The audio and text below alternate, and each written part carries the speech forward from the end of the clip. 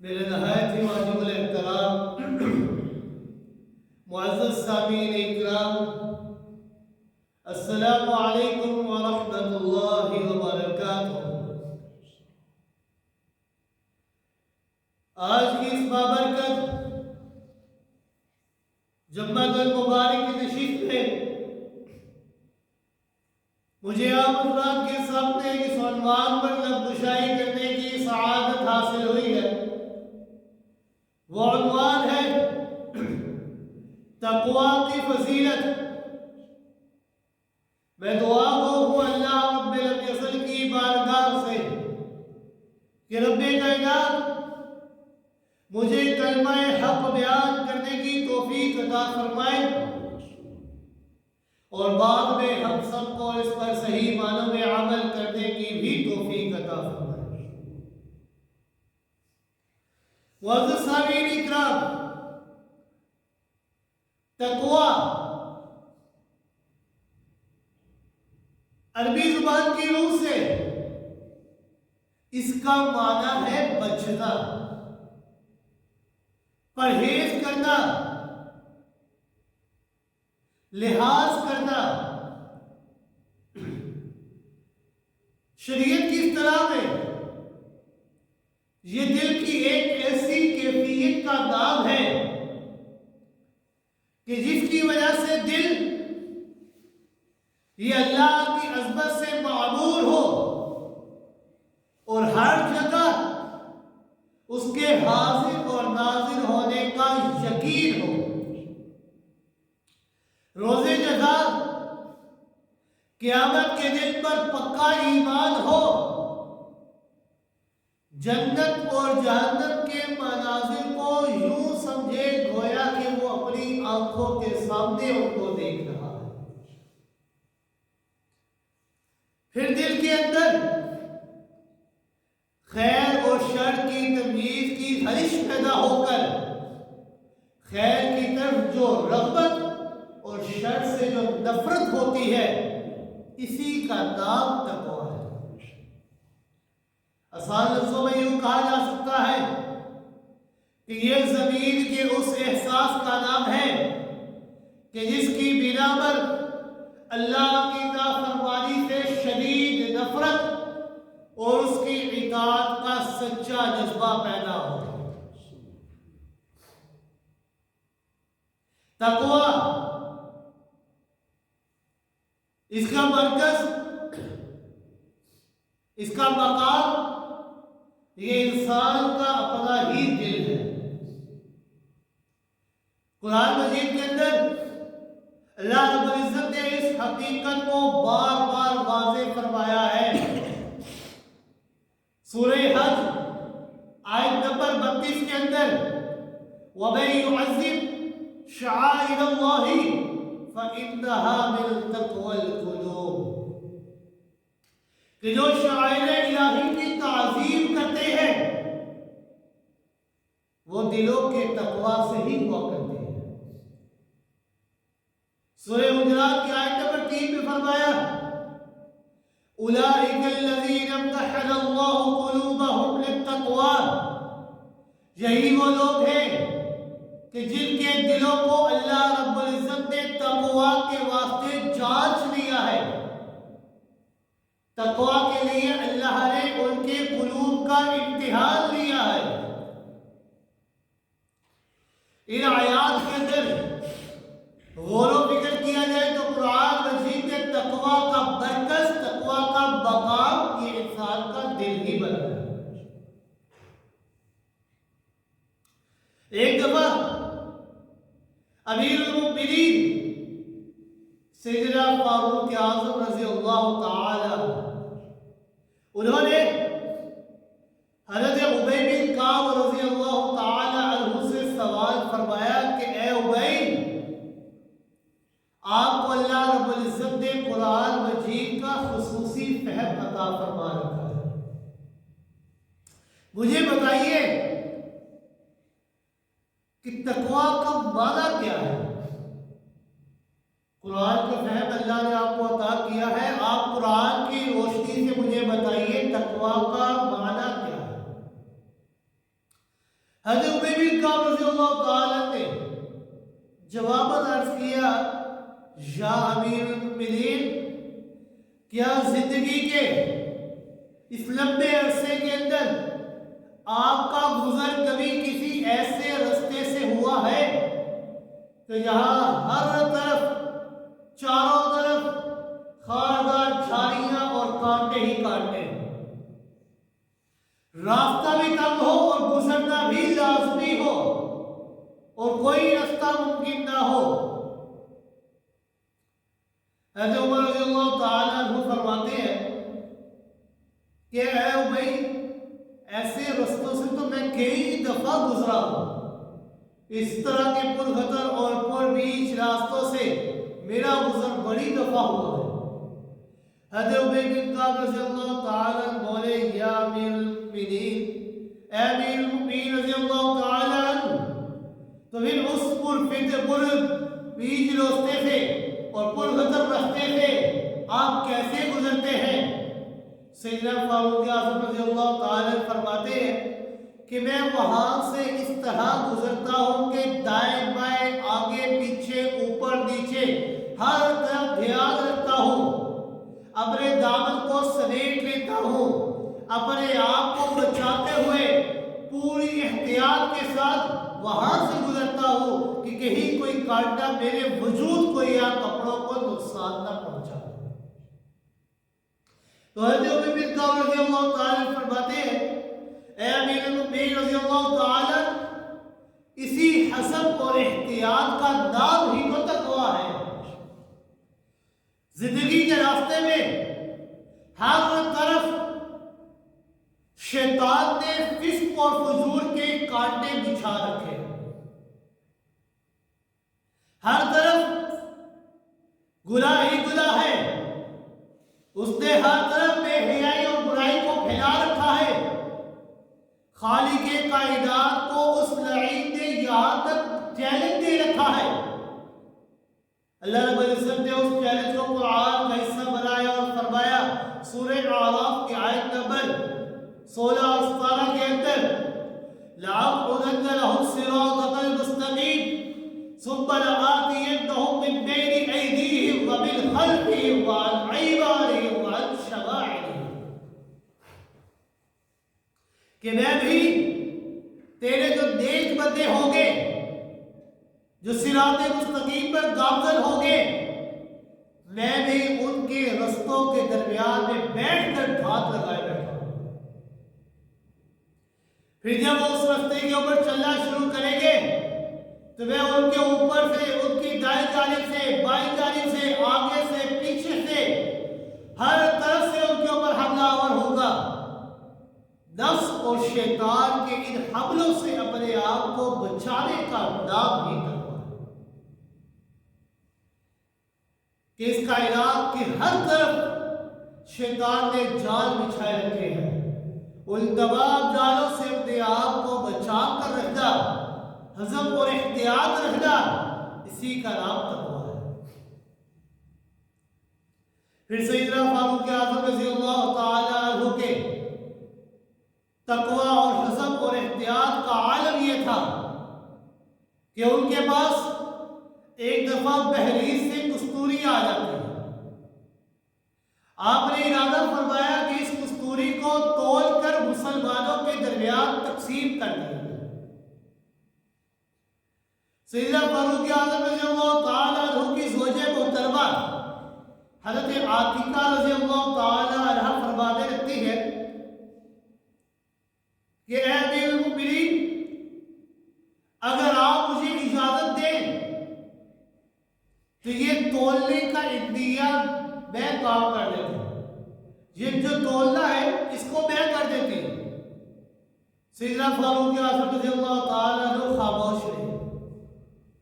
جب زوجہ محترمہ نے بار بار عرض کیا، سیدنا فاروق اعظم رضی اللہ تعالیٰ عنہ نے سختی کے ساتھ بیان فرمایا کہ میں کسی اور سے تو یہ کام کروا لوں گا مگر آپ کو یہ کستوری تولنے کی اجازت ہرگز نہیں دوں گا۔ کیوں؟ اس کی وجہ بیان کرتے ہوئے فرمایا کہ یہ مال جو آیا ہے نا میرے پاس، یہ مسلمانوں کے ہے، اور تولتے ہوئے اس کے کچھ ذرات آپ کے ہاتھوں سے لگ جائیں گے۔ جب وہ ذرات آپ کے ہاتھوں میں لگ جائیں گے تو آپ اس ذرات سے فائدہ اٹھائیں گی۔ تو مجھے یہ بات پسند نہیں کہ اتنی سی بھی مقدار میں یا میرے گھر والوں کو حاصل ہو۔ یہ مسلمانوں کا حصہ ہے، ہمارا۔ آپ جانتے ہیں شریعت اسلامیہ کے اندر احکام دو قسم کے ہیں۔ کچھ کام وہ ہیں جن کے کرنے کا اللہ رب العزت نے حکم دیا ہے، اور کچھ کام وہ ہیں جن سے رکنے کا حکم اللہ رب العزت نے دیا ہے۔ مطلب یہ ہے کہ ہر کام کا ایک ایجابی پہلو ہے اور ایک سلبی پہلو ہے۔ ایجابی پہلو کہ اسے پورا کرو، اور سلبی پہلو کہ ان تمام چیزوں سے اپنے آپ کو بچاؤ۔ کرنے کے جو کام ہیں انہیں اطاعت کہہ لیں کہ ہم اللہ اور اس کے رسول کی اطاعت کر رہے ہیں، اور نہ کرنے کے جو کام ہیں انہیں تقویٰ کا نام دے لیجئے۔ اور پھر ہر معروف کام کی اللہ رب العزت نے حدود اس طرح بیان کر دی ہے کہ انسان ان تمام کاموں سے ایک قدم نہ آگے ہو سکتا ہے نہ پیچھے ہو سکتا ہے۔ اسی حق بندی کا نام تقویٰ ہے۔ مثلا نماز یہ ایک کرنے کا کام ہے، پھر اس کے اندر کتنے ہی ایسے فعال ہیں جن کے کرنے کا اللہ رب العزت نے حکم دیا ہے اور جن سے رکنے کا اللہ نے حکم دیا ہے۔ ہاں یہ کرنے کا کام ہے، اس کے اندر کتنی ہی ایسی باتیں ہیں جن سے اللہ رب العزت نے رکنے کا حکم دیا ہے۔ ہمارا فرض یہ ہے، ہمارا کام یہ ہے کہ جس طرح ہم کرنے کے کام کرتے ہیں، نیکیاں کرتے ہیں، اسی طرح نہ کرنے کے کام یعنی گناہوں سے بھی اپنے آپ کو بچائیں۔ اطاعت اور تقویٰ یہ دونوں لازم اور ملزوم ہیں۔ اطاعت اس وقت تک نہیں ہو سکتی جب تک تقویٰ نہیں ہوگا، اور تقویٰ اس وقت تک نہیں ہو سکتا جب تک اطاعت نہ ہو۔ ایجابی اور سلبی پہلو دونوں کو ملحوظ رکھنا ہوگا۔ سید سلیمان ندوی رحمہ اللہ نے لکھا ہے کہ اگر پیغمبر کائنات صلی اللہ علیہ وآلہ وسلم کی تمام تر تعلیمات کا خلاصہ اگر ایک لفظ میں ہم نے بیان کرنا ہے تو وہ لفظ صرف اور صرف تقویٰ ہے، کہ آپ کی تمام تر تعلیمات تقویٰ کے اندر آ جائیں۔ یعنی اسلام کی ساری تعلیمات کا مقصد یہ ہے کہ اپنے ہر عمل کے انجام میں، اپنے ہر عمل کے قالب میں اسی تقویٰ کو ملحوظ رکھا جائے کہ یہ جو کام میں کر رہا ہوں کیا اس کام کا اللہ اور اس کے رسول نے مجھے حکم دیا ہے یا نہیں۔ تمام تر تعلیمات کا خلاصہ یہی تقویٰ ہے۔ اور یہ بات آپ کو معلوم ہے کہ قرآن مجید یہ ھدی للناس ہے، ہدایت ہے اس کے اندر لوگوں کے لیے، لیکن قرآن کو اللہ رب العزت نے ھدی للناس اگرچہ بنایا ہے، لیکن اس سے ہدایت وہی لوگ حاصل کر سکتے ہیں جن کے دلوں کے اندر تقویٰ موجود ہو۔ اللہ رب العزت نے سورہ بقرہ کے اندر فرمایا شہر رمضان الذی انزل فیہ القرآن ھدی للناس، ہم نے اس کتاب کو تمام تر انسانوں کے لیے ہدایت بنایا ہے۔ یہ ہدایت ہے ان لوگوں کے لیے، لیکن ان تمام تر تعلیمات سے فائدہ اور مستفید کون لوگ ہو سکتے ہیں اس کو بھی اللہ نے واضح کر دیا، اور قرآن کے پہلے صفحے کے اندر ذالک الکتاب لا ریب فیہ ھدی للمتقین۔ ھدی للناس تو ہے، لیکن اس سے سبیل وہی لوگ ہوں گے کہ جن کے دلوں کے اندر تقویٰ موجود ہو۔ اگر تقویٰ نہیں ہے، پورا قرآن یاد ہے، اس کی تفسیر کر لیتے ہیں، لیکن اخلاق اور کردار کے لحاظ سے بدترین انسان ہے، کیونکہ تقویٰ موجود نہیں ہے۔ اگر تقویٰ نہیں ہے تو یہ ایسے ہی ہے جیسے ٹیپ کے اندر قرآن کو رکھ دیا جائے۔ ایسے ہی انسان کے دماغ کے اندر ایک ٹیپ ہے، اس کے اندر قرآن کو بند کر کے رکھ دیا جائے، اس کی سیرت اور کردار کے اندر اس قرآن کا کوئی اثر نہیں۔ چاہے کوئی بڑے سے بڑا مفسر کیوں نہ ہو، بڑے سے بڑا عالم دین کیوں نہ ہو، حافظ قرآن کیوں نہ ہو، اگر تقویٰ نہیں ہوگا تو اس قرآن کا اس کو کوئی فائدہ حاصل نہیں ہوگا۔ یہ ایسے ہی ہے کہ جس کی مثال خود اللہ رب العزت نے دی ہے۔ اللہ رب العزت نے فرمایا سورہ جمعہ کے اندر مثل الذین حملوا التوراۃ ثم لم يحملوها كمثل الحمار يحمل اسفارا، کہ ان کی مثال ایسے ہی ہے کہ جیسے ایک گدھا ہے، اس کے اوپر بہت ساری کتابیں لاد دی گئی ہیں، لیکن ان کتابوں کے لادنے کا اس گدھے کو کوئی فائدہ نہیں ہوتا۔ بالکل اسی طرح ہے کہ جن کے دلوں کے اندر تقویٰ موجود نہیں ہے، جن کے دلوں کے اندر تقویٰ نہیں ہے، یہ ایسے ہی ہے کہ جیسے وہ گدھا ہے کہ جس طرح اس کے اوپر کتابوں کا انبار لگا دیا ہے، اس کو کوئی فائدہ نہیں ہے، اسی طرح ان کے سینے کے اندر قرآن رکھ دیا گیا ہے، لیکن اس قرآن کا فائدہ ان کو نہیں ہوتا۔ اس قرآن کا فائدہ انہی کو ہوگا جن کے دلوں کے اندر تقویٰ موجود ہوگا۔ اگر تقویٰ نہیں ہے تو کوئی فائدہ نہیں، کیونکہ یہی وہ تقویٰ ہے کہ شریعت اسلامیہ کے جتنے بھی اعمال ہیں ان تمام اعمال کی غرض و غایت اسی تقویٰ کا حصول ہے۔ قرآن مجید کے اندر اللہ رب العزت نے یہ جملہ بار بار دہرایا ہے، لعلکم تتقون، لعلکم تتقون، یہ جو ہم نے کام تمہارے اوپر فرض کیا ہے اس کا مقصد کیا ہے؟ لعلکم تتقون، تاکہ تم متقی بن جاؤ، تاکہ تم پرہیزگار بن جاؤ، تاکہ تم گناہوں سے بچنے والے بن جاؤ، تاکہ تم لحاظ رکھنے والے بن جاؤ۔ قرآن میں روزے کا ذکر آیا تو اللہ رب العزت نے کیا فرمایا؟ اللہ رب العزت فرماتے ہیں کتب علیکم الصیام کما کتب علی الذین من قبلکم لعلکم تتقون، یہ جو روزے تم پر فرض کیے گئے ہیں یہ صرف تم پر نہیں بلکہ تم سے پہلی امتوں پر بھی تھے۔ اس کا مقصد کیا ہے؟ اس کی غرض و غایت کیا ہے؟ لعلکم تتقون، تاکہ تم متقی بن جاؤ۔ حج کا ذکر آئے تو اللہ رب العزت نے فرمایا وَمَن يُعَظِّمْ شَعَائِرَ اللَّهِ فَإِنَّهَا مِن تَقْوَى الْقُلُوبِ، جو شاعر الہی کی تعظیم کرتے ہیں وہ دلوں کے تقویٰ سے ہی ہوا کرتے ہیں۔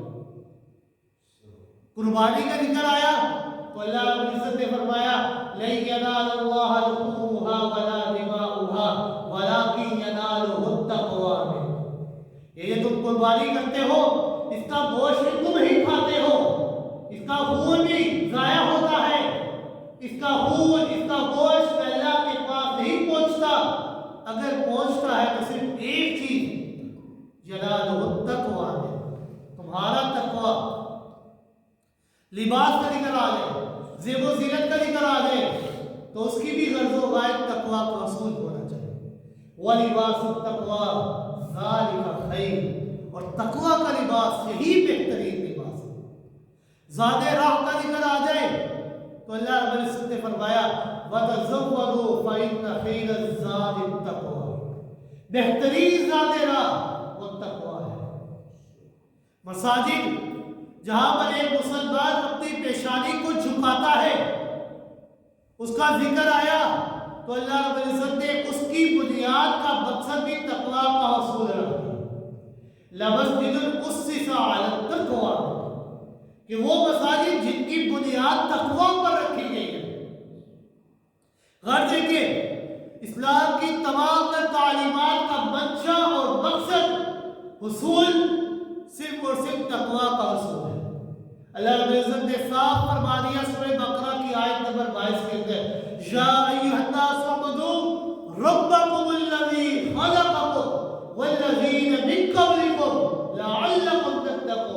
کہ اے لوگوں عبادت کرو اس رب کی، اس رب کے سامنے اپنی خالی جھولیوں کو پھیلاؤ، اس رب کے سامنے اپنی پیشانی کو جھکاؤ کہ جس رب نے تمہیں بھی پیدا کیا ہے اور تم سے پہلے لوگوں کو بھی پیدا کیا ہے، کس لیے پیدا کیا ہے کہ تاکہ تم اس رب کا تقوی اختیار کر کے اس کے سچے معبود بنو، اس کے سچے محب بن جاؤ، اس سے محبت کرنے والے بن جاؤ۔ اہل ایمان کو ایمان جیسی دولت ملنے کے بعد بھی اللہ رب العزت تقوی کا حکم دیتے ہیں۔ اللہ رب العزت نے فرمایا یا ایھا الذین آمنوا اتقوا اللہ حق تقاته ولا تموتن الا وانتم مسلمون۔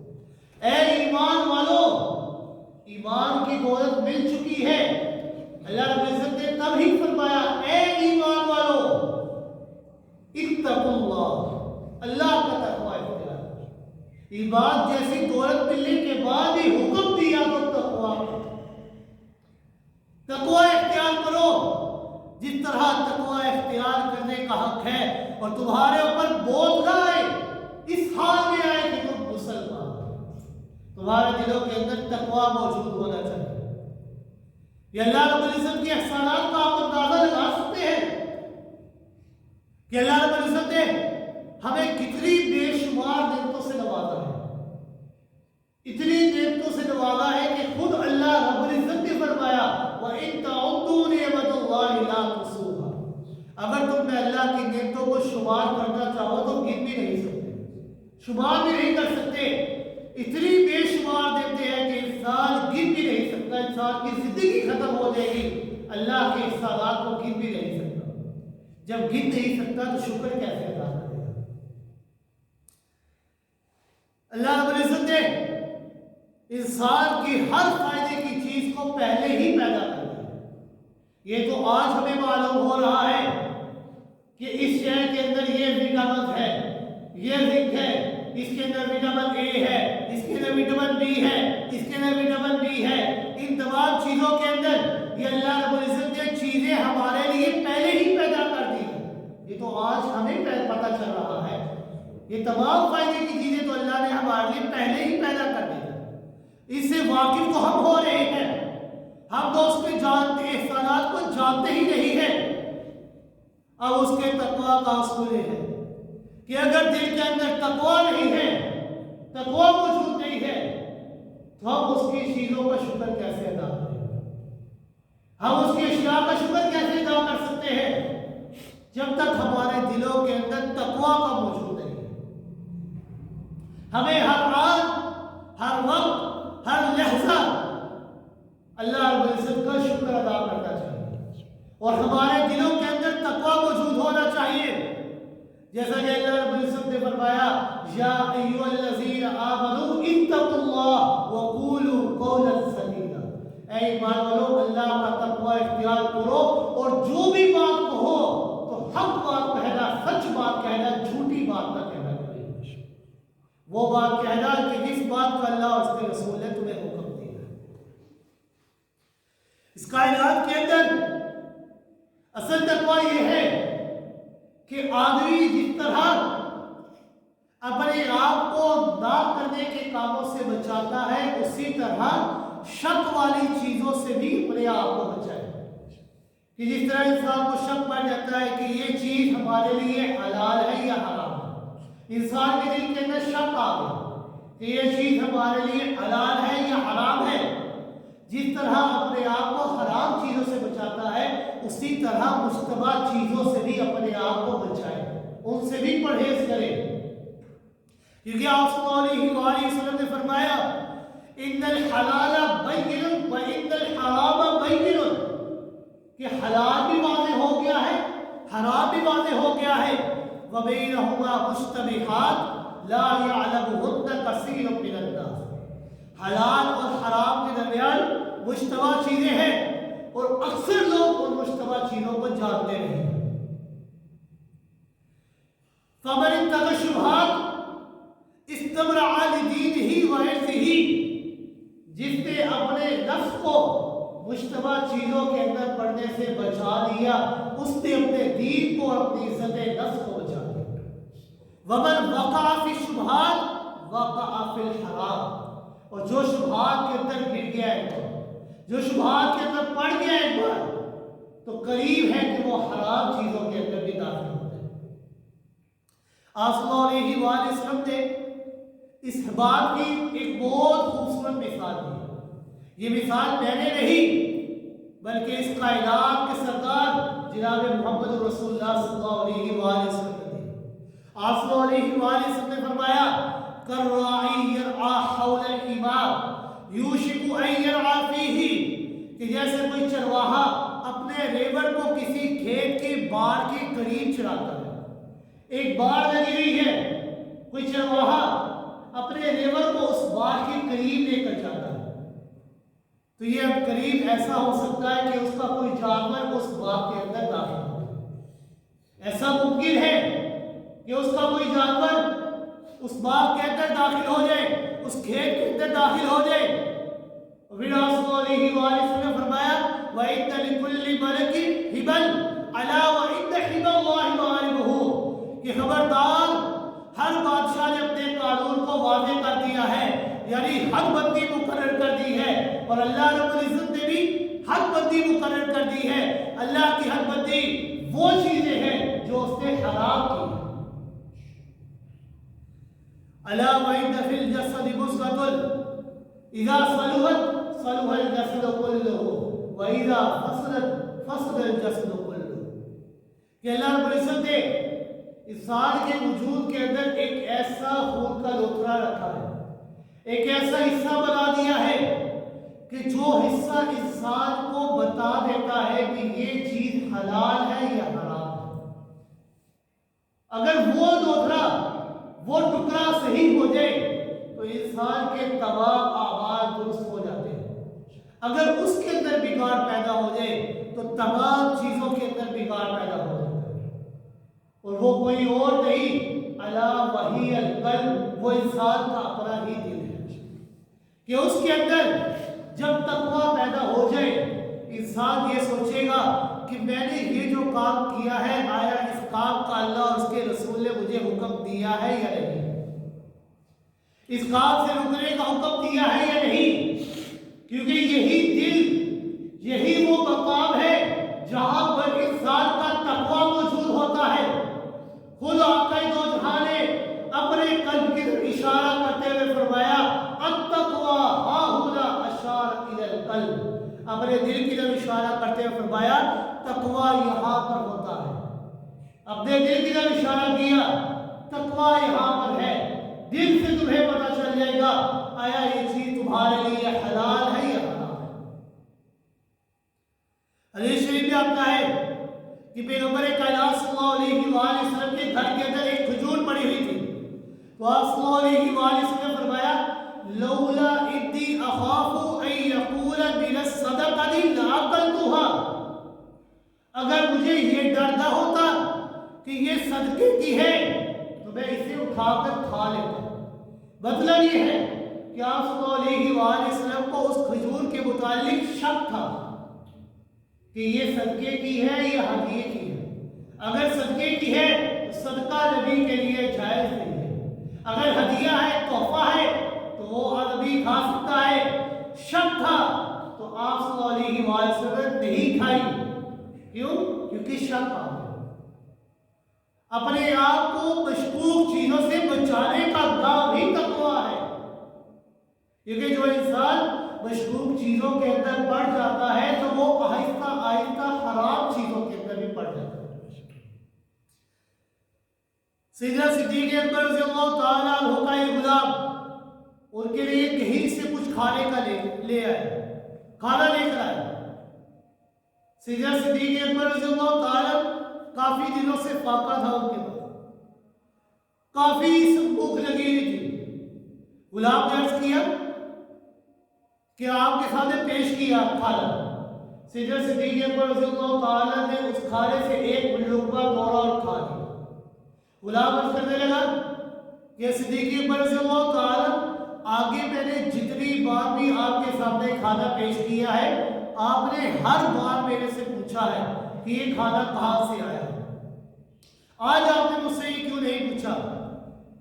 सैयदना सिद्दीक़ अकबर रज़ी अल्लाह ताला फरमाते हैं, हवलनी अला ज़ालिकल जू, मुझे भूख की शिद्दत ने ये बुला दिया था कि मैं तुमसे ये बात पूछूं। यानी भूख इतनी ज्यादा मुझे लगी हुई थी कि मुझे याद ही न रहा कि मैं तुमसे पूछूं। वो कहने लगा कि दौरे जाहिलियत के अंदर मैं कहानत का काम किया करता था। कहानत उसको कहते हैं कि गैब की खबरें देना, जो कभी सच्ची हो गई कभी झूठी हो गई, इधर की बात उधर करना, एक की बात दो कर देना। मैं कहानत का काम किया करता था। आज मेरे पास एक आदमी आया, मैंने उसको कुछ अर्सा कबल एक झूठी खबर दी थी, लेकिन वो खबर उसके लिए सच साबित हो गई। आज उसने मुझे ये खाना दिया। सैयदना सिद्दीक़ अकबर रज़ियल्लाहु ताला ने जब उसकी ये बात सुनी, फौरन अपनी उंगली को लिया और अपने हलक के अंदर घुसा दिया, और अपने हलक के अंदर बार बार घुसाते रहे और क्या करते रहे, यहाँ तक कि बार बार क्या करने की वजह से आपका मैदा बिल्कुल खाली कर दिया और आपकी तबीयत बिल्कुल खराब हो गई, इंतहाई नासाज हो गई। गुलाम कहने लगा, रहिमकल्लाह, अल्लाह आपके ऊपर रहम करे, ये आपने क्यों किया, ऐसी मुशक्कत क्यों उठाई आपने? वो कहने लगा कि ये जो लुक़मा है, ये लुक़मा जायज़ का नहीं है। कहानत ये इस्लाम के अंदर, दीन के अंदर जायज़ नहीं है कि किसी को झूठी खबर दे देना, अगर सच होगी तो ठीक, वरना नहीं। ये कहानत हमारे लिए जायज़ नहीं है। आप सल्लल्लाहु अलैहि वसल्लम ने फरमाया, वल्लाहि लौ लम तखरुज इल्ला बअदस्ती ला फरतुहा। सैयदना सिद्दीक़ अकबर रज़ियल्लाहु ताला फरमाते हैं कि अल्लाह की कसम, अगर ये लुक़मा निकालते निकालते मेरी जान भी चली जाती तो मुझे अपनी जान की भी कोई परवाह नहीं, मैं अपनी जान भी गंवा देता, क्योंकि मैंने रसूल अकरम सल्लल्लाहु अलैहि वसल्लम को फरमाते हुए सुना है कि अगर किसी इंसान की परवरिश माने हराम से होगी, उसमें पेट के अंदर एक लुक़मा भी माने हराम का चला गया, तो अल्लाह रब्बुल इज़्ज़त ऐसे बंदे के ऊपर जहन्नम को लाज़िम कर देते हैं। वो जहन्नम की आग के अंदर चलेगा, जन्नत उसके ऊपर हराम हो जाती है, जहन्नम की आग ही का वो हकदार बनता है। लिहाजा ये जो लुक़मा है, ये हराम का लुक़मा है। अगर इस लुक़मे को निकालते निकालते मेरी जान भी चली जाती तो मुझे अपनी जान की भी परवाह नहीं। ये कहानत ये हराम है, ये हलाल नहीं है। हज़रत अब्दुल्लाह बिन मुबारक रहमतुल्लाह फरमाते हैं कि एक दफा शहर कूफा की बकरियों के अंदर एक चोरी की बकरी शामिल हो गई, और उस बकरी की शनाख्त नामुमकिन थी कि इंसान पहचान नहीं सकता था कि वो बकरी कौन सी है, क्योंकि बकरियां एक ही जैसी होती है, रंग मुख्तलिफ होते हैं। अब एक रेवड़ के अंदर इंसान किस तरह एक बकरी को पहचान सकता है कि ये चोरी की है और ये नहीं, इंसान पहचान नहीं सकता। लेकिन इमाम आज़म इमाम अबू हनीफा रहिमहुल्लाह के वरा और तक़वा का आलम ये था कि उन्होंने चरवाहों से जाकर पूछा, कहने लगे कि ज्यादा से ज्यादा एक बकरी की उम्र कितनी हुआ करती है? उन चरवाहों ने कहा कि ज्यादा से ज्यादा एक बकरी की उम्र 6 से 7 साल हुआ करती है। इमाम आज़म अबू हनीफा रहिमहुल्लाह ने महज इस शुबे की बुना पर कि आया ये बकरी चोरी की तो नहीं, 7 साल तक बकरी का गोश्त नहीं खाया। ये उनके महज तकवा और वरा का कि जिस दिल के अंदर तकवा आ जाता है, वो दिल ही इंसान को बता देता है कि ये हलाल है या हराम है, वही वाज़ेह कर देता है। इसलिए जो आपने फरमाया, इज़ा सलुहल जसदु कुल्लुहु व इज़ा फसदल जसदु कुल्लुहु। अगर ये दिल ठीक हो गया तो इंसान के सारे आज़ा दुरुस्त हो जाएंगे, अगर इसके अंदर बिगाड़ पैदा हो गया तो इंसान के सारे आज़ा के अंदर बिगाड़ पैदा हो गया। और यही तकवा ये इंसान की बर्तरी का बयान बनता है। अल्लाह रब्बुल इज़्ज़त ने फरमाया, इन्न अक़रबकुम इंदल्लाहि अत्क़ाकुम, तुम्हारे तुम में से सबसे ज्यादा काबिल इज्जत वही है कि जो सबसे ज्यादा तकवा इख्तियार करता है, जिसके अंदर तकवा जिस कदर मौजूद है, वही अल्लाह के नजदीक काबिल इज्जत और काबिल एहतराम है। اور آپ صلی اللہ علیہ وسلم نے فرمایا لا فضل لعربی علی عجمی ولا لعجمی علی عربی الا بدین وتقوی. کسی عربی کو عجمی پر، کسی عجمی کو عربی پر، کسی کالے کو گورے پر، کسی گورے کو کالے پر کوئی فوقیت حاصل نہیں ہے. ہاں فوقیت حاصل کرنی ہے تو ایک چیز سے حاصل کر سکتے ہو، وہ چیز اور کوئی نہیں الا بدین وتقوی، اگر تمہارا تقوی اس سے زیادہ ہے.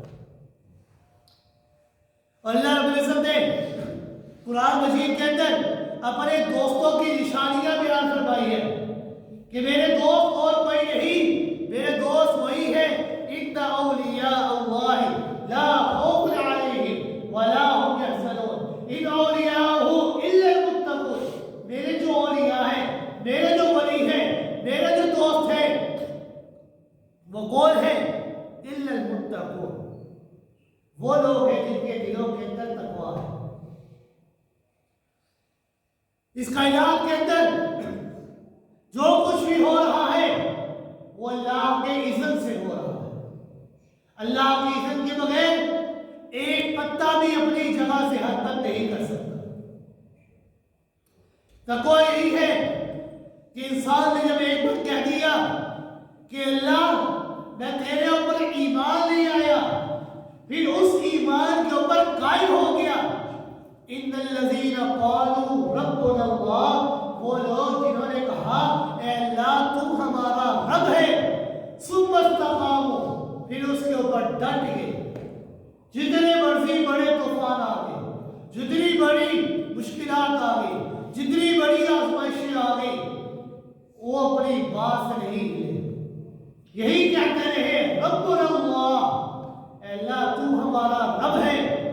ثم استقاموا، پھر اس بات کے اوپر ڈٹے رہے، ہلے نہیں، ذرا برابر بھی جنبش نہیں آئی. تتنزل علیہم الملائکہ، یہ ایسے ہی لوگ ہیں کہ جن کے اوپر اللہ اپنے رحمتوں والے فرشتوں کا نزول کرتے ہیں. اس لیے اللہ تخافوا ولا تحزنوا، کہ اے میرے دوستو، اے میرے ولیوں، تم نے پریشان نہیں ہونا، تم نے خوف نہیں کرنا، تم نے غم نہیں کرنا. وابشروا، اور خوش ہو جاؤ. کس چیز سے؟ اس جنت کا کہ جس جنت کا اللہ نے تم سے وعدہ کیا ہے. وابشروا بالجنت التي كنتم توعدون، اس جنت کے ساتھ خوشخبری اختیار کرو کہ جس جنت کا اللہ نے تم سے وعدہ کیا ہے. اس کائنات کے اندر جو کچھ بھی ہوتا ہے وہ اللہ کے اذن سے ہوتا ہے. اللہ کی اجازت کے بغیر کوئی پتا بھی اپنی جگہ پر حرکت نہیں کر سکتا. اس کائنات کو چلانے والا کوئی ارکان ایسا نہیں ہے کہ جس کے بارے میں یہ خوف ہو کہ یہ تو نابینا ہے، کہیں آ کر ٹکر ہی نہ مار دے.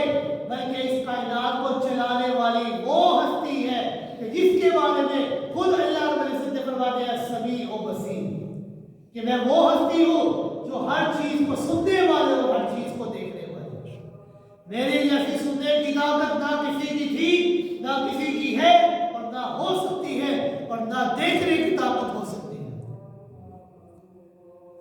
وہ جو میرا دوست ہے، وہ جو میرا ولی ہے، اللہ ولی الذین آمنوا یخرجہم من الظلمات الی النور، کہ جو اللہ کے دوست بن جاتے ہیں اللہ ایسوں کو اندھیروں سے نکال کر روشنیوں میں پیدا کرتے ہیں، روشنیوں میں ڈال دیتے ہیں. اور جیسے یقین ہو جائے کہ اللہ میرا دوست ہے، اللہ میرا مددگار ہے، اللہ میرا حمایتی ہے، تو اسے اس کائنات کی کوئی بھی چیز خوف میں نہیں ڈال سکتی. جس طرح کوئی غریب انسان ہو، اسے یقین ہو کہ میری جو کوئی بھی چیز ہے، کوئی بندہ مجھے پریشان نہیں کر سکتا کیونکہ میرے تعلق اوپر تک ہے. اگر کسی غریب بندے کا تعلق کسی سیاستدان کے ساتھ ہو تو اسے یہ عمل ہو جاتا ہے کہ اگر کوئی چیز مجھے خطرہ لاحق کرے گی، کوئی خطرہ میرے اوپر آیا تو میں اپنے دوست سے سفارش کروں گا، وہ میرا کام کر دے گا.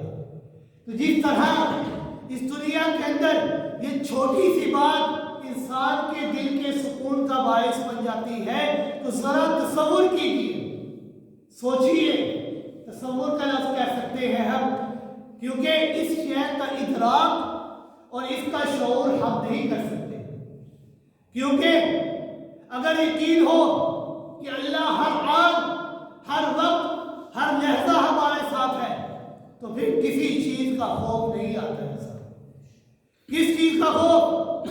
کسی شے کا خوف نہیں، کیونکہ کوئی شے بھی اللہ سے بالا تر نہیں ہو سکتی، کوئی قوت اللہ سے زیادہ طاقتور نہیں ہو سکتی، کوئی انسان، کوئی شے اللہ کے ارادے کو تبدیل نہیں کر سکتی۔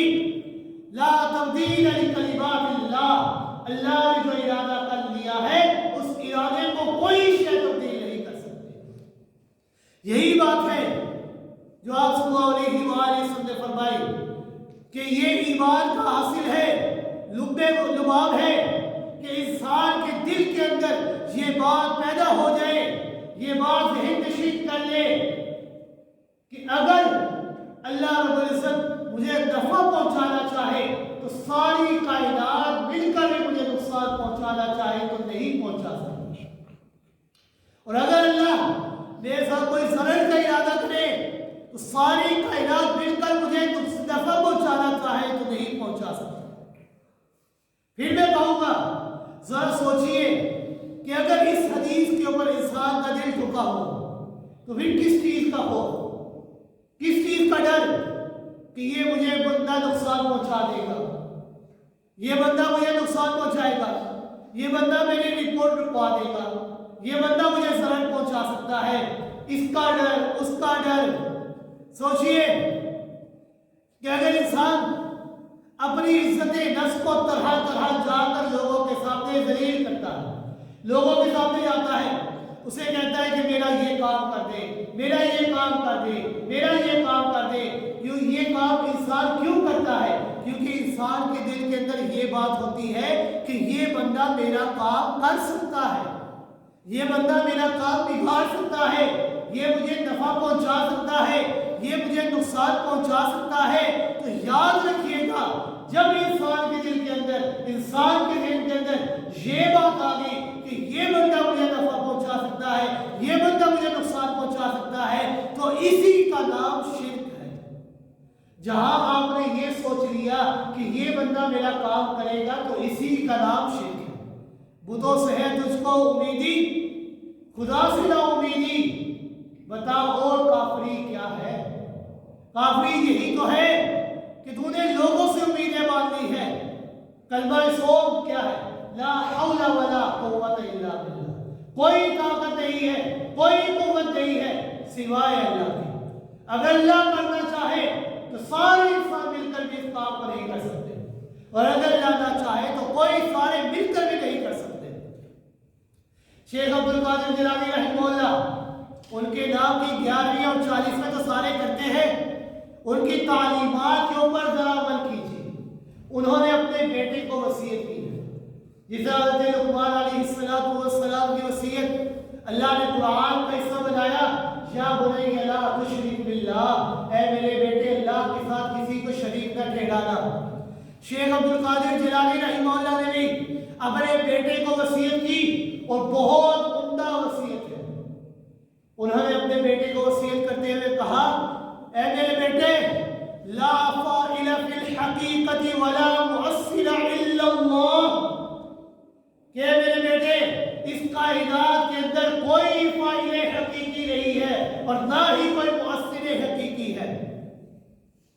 کیا مطلب یہ ہے آگ جلا نہیں سکتی اگر اللہ نہ چاہے، پانی ڈبو نہیں سکتا اگر اللہ نہ چاہے، زہر ہلاک نہیں کر سکتا اگر اللہ نہ چاہے، کوئی شے فائدہ نہیں پہنچا سکتی اگر اللہ نہ چاہے۔ ہمیں یہ تو نظر آتا ہے کہ ہم پانی پیتے ہیں، پیاس بجھ جاتی ہے، اس پیاس کو بجھانے کی صلاحیت پانی کے اندر کس نے رکھی ہے؟ اللہ نے رکھی ہے۔ ہم کھانا کھاتے ہیں، بھوک ختم ہوتی ہے، اس بھوک کو مٹانے کی صلاحیت کھانے میں کس نے رکھی ہے؟ اللہ نے رکھی ہے۔ یہی تو تقویٰ تھا کہ ایمان بالغیب، کہ تمہارے دل کے اوپر اللہ کے بارے میں تقوی ایمان اس طرح ہو کہ چاہے کوئی رستہ نظر نہ آئے پھر بھی یقین اللہ کے اوپر ہو، اسباب کے اوپر نہیں۔ جس طرح سیدنا موسیٰ علیہ السلام سامنے سمندر ہے، پیچھے فرعون کی فوجیں ہیں، دائیں بائیں پہاڑ ہی پہاڑ ہے، کوئی رستہ نظر نہیں آ رہا۔ لوگ کہنے لگے اِنَّا لَمُدْرَكُونَ، اے موسیٰ تم نے ہمیں کہاں پر لا کر پھنسا دیا ہے؟ کم سے کم فرعون کے بعد جب ہم تھے ہمیں کھانے کو تو ملتا تھا، ہمیں پانی ملتا تھا، کم سے کم وہاں پر زندگی تو تھی، چاہے مشکل ہی صحیح زندگی تو تھی۔ اب تم نے ہمیں کہاں پر لا کر پھنسا دیا ہے؟ سامنے سمندر کی موجیں ہیں، پیچھے فرعون کی فوجیں ہیں، اور وہ آہستہ آہستہ ان کے قریب آ رہی ہے، وہ گھبرا رہے ہیں۔ لیکن سیدنا موسیٰ علیہ السلام نے کیا فرمایا؟ کلا، نہیں، ہرگز نہیں، اتبعی ربی سیہدین، گھبرانا نہیں، میرا رب میرے ساتھ ہے۔ کوئی رستہ نظر نہیں آ رہا، سامنے بھی کوئی رستہ نہیں، پیچھے بھی کوئی رستہ نہیں، دائیں بائیں جانب کہیں کوئی رستہ نہیں، لیکن تقوی، بھروسہ، توکل کس کے اوپر تھا؟ اللہ کے اوپر تھا۔ پھر وہی پانی جو ڈبوتا تھا اسی پانی کے اندر اللہ نے رستہ بنا دیا کہ موسیٰ اپنے لشکر کو لے کر اسی سمندر کے درمیان سے گزر گئے۔ پھر وہی سمندر جس کے درمیان سے سیدنا موسیٰ علیہ السلام اپنے لشکر کو بخیر و عافیہ لے کر گزرے، اسی سمندر کے اندر فرعون اور اس کے لشکر کو اللہ نے بند کر دیا۔ پانی ڈبو نہیں سکتا اگر اللہ نہ چاہے۔ پانی کے اندر ڈبونے کی صلاحیت کس نے رکھی؟ اللہ نے رکھی، کیونکہ اللہ وہ مسبب الاسباب ہے۔ اللہ اسباب کا محتاج نہیں ہے، اسباب اللہ کے محتاج ہے۔ جیب کے اندر پیسے ہو اور انسان یہ بھروسہ رکھے، مطمئن ہو، تو اس کا یہ ایمان اللہ کے اوپر نہیں بلکہ پیسے کے اوپر ہوتا ہے، مادیات کے اوپر ہوتا ہے، ذرائع کے اوپر ہوتا ہے۔ یہ کہہ دینا تو آسان ہے، ہوا معاکم اینما کنتم، کہ اللہ ہمارے ساتھ ہے، ہم جہاں بھی ہو اللہ ہمارے ساتھ ہے، لیکن اس کے اوپر کامل یقین رکھنا یہ بہت مشکل ہے۔ سیدنا ابراہیم خلیل اللہ علیہ السلام آگ کا کام ہے جلانا، لیکن جب آگ کے اندر پھینکتے ہیں تو وہی آگ ان کو بخیر و عافیہ باہر بھیج دیتی ہے۔ کیوں؟ کیونکہ اس آگ کے اندر جلانے کی صلاحیت اور نہ جلانے کی صلاحیت اللہ نے رکھی۔ اللہ نے آپ کو حکم دیا قُلْنَا يَا نَارُ كُونِي بَرْدًا وَسَلَامًا عَلَىٰ إِبْرَاهِيمَ، کہ اے آگ میرے خلیل میرے ابراہیم کے اوپر سکون اور اطمینان والی بات ہے۔ آگ کا کام تو ہے جلانا، لیکن جلایا کیوں نہیں؟ کیونکہ اس کے اوپر عزت، اس کی اجازت اللہ کی چلتی ہے۔ غار ہے، چھپے ہوئے ہیں، جناب محمد رسول اللہ صلی اللہ علیہ وآلہ وسلم سیدنا صدیق اکبر رضی اللہ تعالیٰ ساتھ موجود ہے۔ سیدنا صدیق اکبر رضی اللہ تعالیٰ کے بارے میں اقبال نے چند اشعار کہے، لیکن وہ چند اشعار بڑی بڑی نظموں اور نثروں کے اوپر حاوی آ گئے۔ اقبال نے کیا خود کہا؟ ہمت عور کشت ملت را چوبر، ساری اسلام و غار و بدر و قبر، کہ جیسے بارش سے کھیتی سیراب ہو جاتی ہے اسی طرح صدیق اکبر کی ہمت سے امت کو سینچنے کے لیے کافی ہو جاتی ہے۔ کیونکہ سیدنا صدیق اکبر رضی اللہ تعالی یہ دوسرے ہیں، کس طرح ایمان لائے، اسلام کو قبول کرنے میں دوسرے ہیں۔ پہلا کون ہے؟ آپ صلی اللہ علیہ وسلم نے خود فرمایا انا اول المؤمنین، سب سے پہلے ایمان کو قبول کرنے والا میں خود ہوں۔ ساری اسلام کو قبول کرنے والے دوسرے ہیں۔ غار کے اندر آپ صلی اللہ علیہ وسلم کے ساتھی ہیں، بدر کے اندر خیمے کے اوپر پہرا دینے والے ننگی تلوار کے ساتھ اور کوئی نہیں بلکہ سیدنا صدیق اکبر رضی اللہ تعالیٰ ہے، اور حجرہ عائشہ کے اندر دوسرے مدفون ہونے والے صدیق اکبر رضی اللہ تعالیٰ۔ ثانی اسلام و غار و قبر و بدر۔ سیدنا صدیق اکبر رضی اللہ تعالیٰ غار کے اندر جاتے ہیں، جا کر سارے سوراخوں کو بند کر دیتے ہیں کپڑے کے ذریعے، ایک سوراخ باقی بچ جاتا ہے، اس سوراخ کے اوپر اپنی ایڑی رکھ دیتے ہیں اور آپ صلی اللہ علیہ وآلہ وسلم کو اندر بلا لیتے ہیں اور اپنے زانوں کے اوپر لٹا لیتے ہیں، آپ صلی اللہ علیہ وآلہ وسلم سو جاتے ہیں۔ لیکن اس سوراخ کے اندر کوئی موذی جانور تھا جس کے کاٹنے کی وجہ سے سیدنا صدیق اکبر رضی اللہ تعالیٰ کی آنکھوں سے آنسوں کا قطرہ جناب محمد رسول اللہ صلی اللہ علیہ وآلہ وسلم کے روح انور کے اوپر